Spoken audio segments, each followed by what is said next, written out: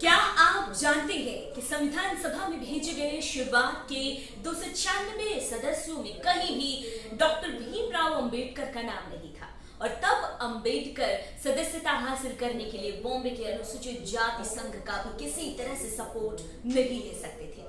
तब के वक्त में जब बॉम्बे में वो कामयाब नहीं हुए तो उन्होंने हेल्प बंगाल के दलित नेता जोगेंद्र नाथ मंडल का लिया और मंडल ने भी मुस्लिम लीग की हेल्प से अंबेडकर को संविधान सभा में सदस्यता दिलाने का जो रास्ता है उसको खोल दिया।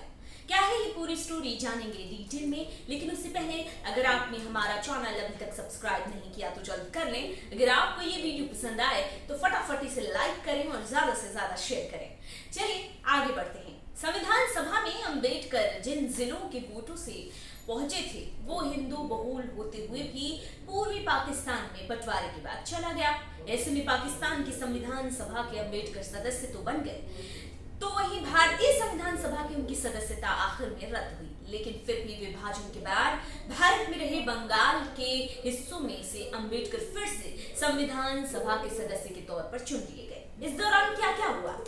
हालांकि हुआ ये कि जब उम्मीद ना के बराबर रह गई तो अंबेडकर ने सीधे यही कहा कि वो संविधान को कबूल ही नहीं करेंगे और इसे पॉलिटिकल इशू बनाएंगे। कहते हैं कि इसी के बाद कांग्रेस आला कमान ने उन्हें सदस्यता दी थी और इसी घटना के दौरान ही बॉम्बे के एक सदस्य M.R. जयकर की तरफ से संविधान सभा में अपनी सदस्यता से इस्तीफा दिए जाने के बाद जो सीट खाली हुई उस पर अंबेडकर को वो पद दे दिया गया, वो सीट दे दी गई। एक वाकया और याद किया जाता है, वो ये कि सितंबर 1951 में जब अंबेडकर ने कैबिनेट से इस्तीफा दिया तो कई कारण दिए इस इस्तीफे की। सरकार की तरफ से हो रही अनुसूचित जातियों की उपेक्षा से अंबेडकर नाराज थे, बहुत नाराज। और हिंदू कोड बिल के साथ जिस तरह से सरकार पेश आ रही थी वो भी अंबेडकर के इस्तीफे का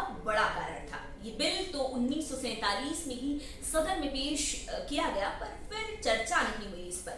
अंबेडकर मानते थे कि इस देश की विधायिका का किया गया सबसे बड़ा समाज सुधार ये बिल हो सकता था।